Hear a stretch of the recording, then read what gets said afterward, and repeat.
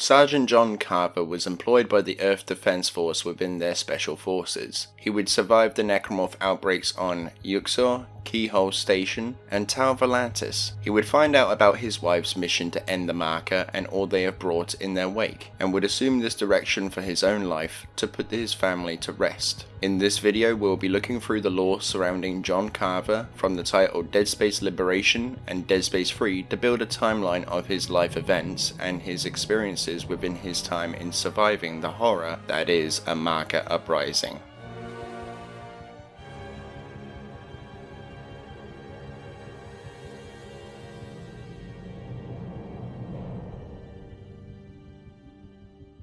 John Carver would be born on the 21st of April 2477. John's childhood information is not available as, like many characters of the Dead Space series, he has not been fleshed out that much by the writers and development team that made Dead Space 3. However, perhaps there is another reason for this. Maybe John's childhood was so traumatic that he keeps it buried within his mind and memories, and could be a reason for choosing work over family quality time, whether that be growing up in a domestic violence household or witnessing his parents' death at a young age. Another reason could be that upon joining the Earth Defense Special Forces, his past was blacklisted and wiped so that information could not be used against him and to protect his future family. At some point within his life, however, he had successfully joined the Earth Defense Force and was promoted to the rank of Sergeant within the Special Forces. He would be commissioned twice to unknown missions or locations, but he would gain 9 commendations from those. However, the praise within his glory days would not last for long. He would eventually be demoted by the commander he served, possibly due to his attitude or poor mission ranking. Regardless of the reason for this, he would fall back into the grunt rank, which would most likely be a private in our world.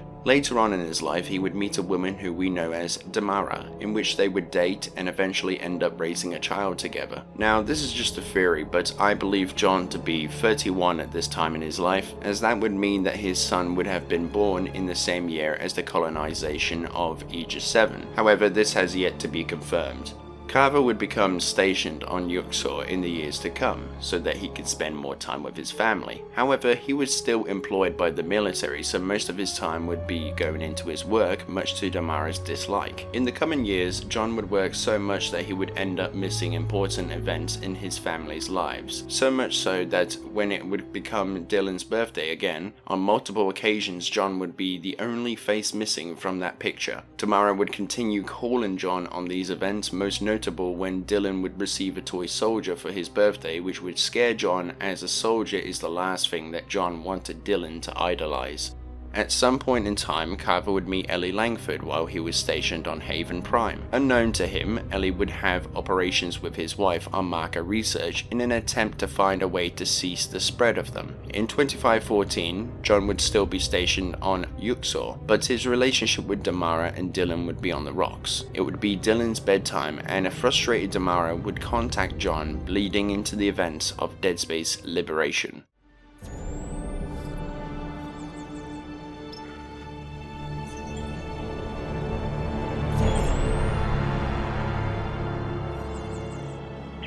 You broke the captain's vid screen.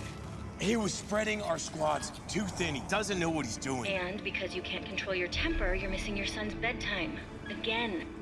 You act like I'm doing this on purpose. Aren't you? Dylan hasn't seen you in weeks. I might as well be raising him on my own. Then maybe you'd both be better off without me. What? What are you saying? We'll talk about this later. There's always a later with you. Damn it, Damara.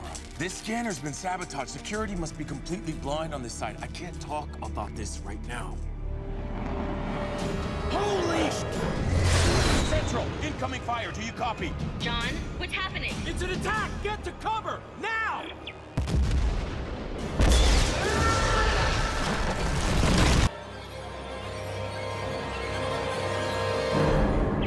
Damara, are you there? Can you hear me? Damara, come in. Thank God. Residential wasn't hit. They'll be all right. They'll be fine. Central, come in. The marker, it's exposed. The EMP isn't far behind. Is your protocol up? Repeat, engage EMP protocol.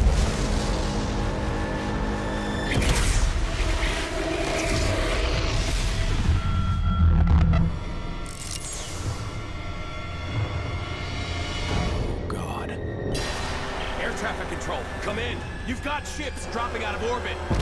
Headed straight for residential. Do you copy?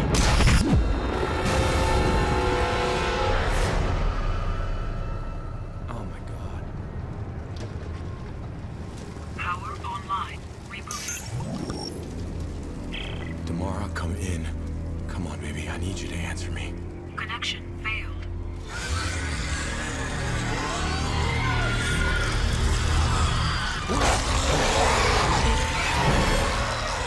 Holy shit, what the?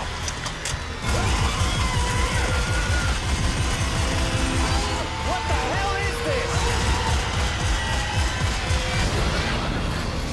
Damara, are you okay? Have these things reached you? I'm coming home.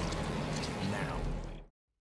As John was having a heated argument with his wife, the marker site would be under attack, exposing the marker to the outside world, and a burst of electromagnetic energy would follow, shutting down all electronic equipment, including communications, rigs, and ships would start falling out of the sky from orbit, with one colliding with the residential area. Carver would attempt to get a hold of Damara to no avail, when he would be under attack from necromorphs. This would be the first time John would be seeing the necromorphs, however, he wasted no time in bringing them down. Carver would fight his way to residential, where he would overhear Danik and his men going through the area looking for research and information on the marker, when Damara would contact John, alerting the fanatical unitologists to his location, where they would use a stun grenade to subdue him. After many beatings and no information being presented from John, other than his marital status and his wife being Damara, Danik would order his men to find and kill them. This would enrage Carver to the point of breaking free from his restraints and attacks them, which would result in giving their position away to the infestation, where the necromorphs would attack and slaughter the unitologists, allowing Carver to escape. Danik would reach Damara and Dylan first, however, and kills them, leaving their bodies to the recombinant organism. Upon hearing of this news, Carver looks at his wedding ring and cries out in horror. He would begin breaking down, telling his wife that he is on his way, preparing for suicide. However, this attempt at seeing his family on the other side would be soon interrupted by Ellie Langford. She would inform him of his wife's mission, and he would vow to see it through to the end. He would suspect, however, that the unitologists were listening in on their transmission, so he would use her as bait to lure them into the open, which was in fact the case. Carver would rush to meet Ellie, and so too were the unitologists, racing against time to eliminate her. The plan was indeed in motion. Their paths would be blocked due to the necromorphs' advance. Ellie and Carver would become cornered by the unitologists, but not for long, as the Eudora commanded by Captain Robert Norton would swoop in guns blazing and rescue Ellie and John. Carver would swear on getting his revenge on Danik when he boards the ship. Soon after this, Ellie would explain Damara's mission and research to Carver, along with the full story of their partnership. She would also explain the findings of the master signal from the records of the sovereign colonies, and thus they began their journey to Platomely Station. After docking at the station, they would reinstate the life support and begin their work on triangulating the marker signal to get coordinates for the origin site. Soon after this, they would encounter another problem. Due to the distance, they would not be able to shock out to the coordinates, in which Carver would tell them about Keyhole Station, holding a shock point facility. After some much needed discussions about what to do, they would leave for Keyhole Station, but not before destroying Platomely Station, covering their tracks further with the armaments on the Eudora. While in transit to Keyhole Station, Ellie remarks on not being able to translate the marker language, as most of the records are written in the symbols, which is where she tells them about Isaac Clarke. However, for obvious reasons, Norton would object to this. Carver would be in his private quarters trying to make sense of where he went wrong and his family's death, when Ellie would come knocking and comfort John, leading into John devoting himself to their mission as to give his family's death meaning, even if that meant it would be the last thing that he did. They would soon arrive at Keyhole Station to find that it is devoid of human life or remains, other than the large amounts of corruption filling the halls and decks of the station. Carver would suggest not drawing attention to themselves as to prevent a firefight, using his past experiences as a special forces soldier to their advantage. However, despite their best efforts, they would still alert the necromorphs to their position, with Norton and his group getting blindsided by pukers and slashers. During their time inside of the station, the Eudora would be under attack from an unidentified vessel. Norton would order them to defend the station and to launch countermeasures. This event would prove to further complicate the mission, with Ellie becoming separated due to an explosion and Carver being sucked out into space, leaving Norton and the others to fend off a rather large and enraged necromorph. During the firefight, Ellie would find Jennifer Santos and Austin Buckle, who would explain who they were and what position they had acquired before all of these dark events had begun,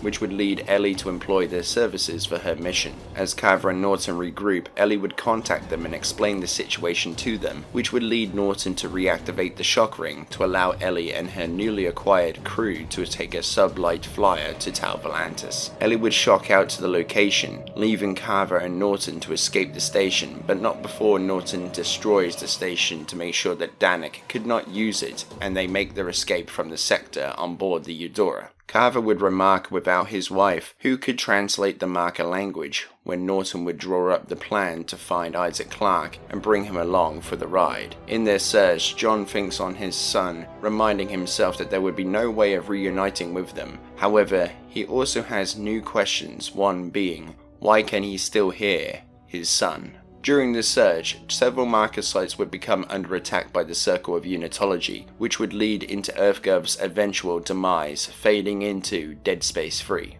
For this part of the video, I am going to be focusing on the events that happened to John specifically, and not the story of Dead Space 3 as a whole, as I feel that it is necessary to do so. However, for those of you that would like a more in-depth look into the story of Dead Space 3, check out the complete history of Tau Volantis, or the history and story of Isaac Clarke, as those will explain what John and Isaac went through on Tau Volantis. In the beginning of Dead Space 3, John is very distant from Isaac, acting with a blunt attitude towards him. However, Carver would hear a familiar voice later on in the story coming from the CMS Brusiloff, in which he would investigate with Isaac watching his back. The voice would beckon him once he was inside the ship, pulling him deeper and deeper into the inner workings of the vessel, until they would reach a certain storage room housing a marker with dead bodies all around it in piles. Under its influence, Carver would hallucinate a toy soldier on the ground. The hallucination would fade as necromorphs swarmed towards them.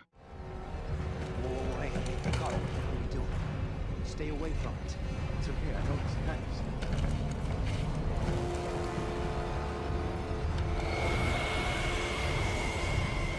Why did you do it? No.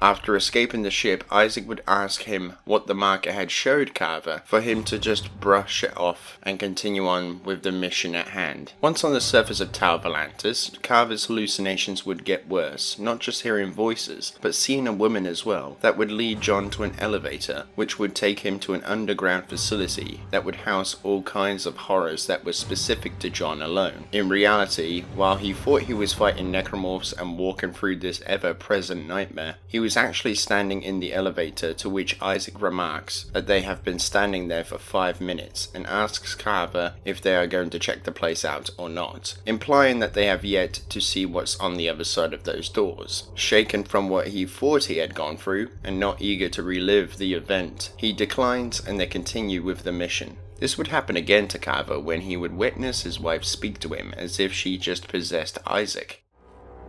What are you afraid of? He's waiting for you. You okay? There's something down here I need to check out. Carver would accept the invitation with Isaac at his side to face the terror, but this time with the intention of defeating it. This would lead into some eternal battles within John's mind against his inner demons, spurred on by the markers, where he would face off against shadow necromorphs. Carver would eventually overcome these challenges, defeating the apparitions within his own mind, putting those demons to rest, and so they would continue their mission to meet up with Ellie and to find the Codex. Many people do think that the moment between Isaac and Carver as they look towards the machine was not earned within the game, and perhaps they would be right in thinking so. However, there are some things to take into consideration. Perhaps throughout all of his time on Tau Volantis, this had changed Carver's outlook and helped to improve his partnership with Isaac to the point where he can have a moment like this one. As in the beginning of the game, Carver would be distant, blunt, and not considerate of other people's feelings, until Ellie becomes trapped, making both Isaac and Carver believe that she is dead. Maybe that moment made Carver see that he and Clark are not so different after all, and perhaps his time with Isaac throughout the course of the game made him open up towards him. John Carver was indeed a tough pill to swallow. However, behind this rough and blunt exterior lied the heart of a warrior, someone who disobeyed stupid orders that would get people killed, someone who valued the mission above all else, but someone who had the best of intentions but would execute them poorly. John had the mindset of the ends justifies the means. However, this mindset would be due to his past experiences and those coming back to haunt him, and remembering the souls he lost along the way to the end of his story. Thank you for watching. If you enjoyed the video or agreed with the history of Carver, then hit the video up with a like rating. Comment your thoughts below, and I look forward to hearing from you. Become a champion of the Alliance today for exclusive rewards and recognition in the videos. Thank you to all my channel members for your extra support. I really do appreciate the extra mile you want to go for me. And if you want more from this channel, then subscribe to be a part of the British Alliance today, and ring in that notification bell to be notified of all updates and new content, whether that be streams, posts, and new videos. And I will see all of you awesome people on the front lines, and have a good one.